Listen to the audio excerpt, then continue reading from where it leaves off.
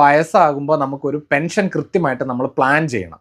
ആ പ്ലാൻ ചെയ്തതിൽ എന്താ കുഴപ്പം എന്ന് വെച്ചാൽ നമുക്ക് വയസ്സാകുമ്പോൾ നമുക്ക് ജോലി എടുത്തിട്ടോ അല്ലെങ്കിൽ വേറൊരാളെ ആശ്രയിച്ചിട്ടോ ആ സമയത്ത് നമുക്കൊരു വരുമാനം ഉണ്ടാകണമെന്ന് നിർബന്ധമില്ല.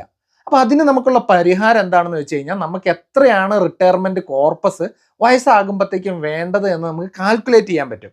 അങ്ങനെ കാൽക്കുലേറ്റ് ചെയ്ത് അതിനനുസരിച്ചിട്ടുള്ള നമ്മളൊരു ഇൻവെസ്റ്റ്മെൻറ്റ് സ്റ്റൈലും കൂടെ നമ്മൾ നോക്കിയാൽ, അതായത് ഇൻവെസ്റ്റ്മെൻറ്റും കൂടെ നടത്തിയാൽ നമുക്ക് സുഖകരമായിട്ട് കംഫർട്ടബിൾ ആയിട്ട് ഒരു നല്ല ഒരു റിട്ടയർമെൻറ്റ് ലൈഫ് നമുക്കുണ്ടാവും.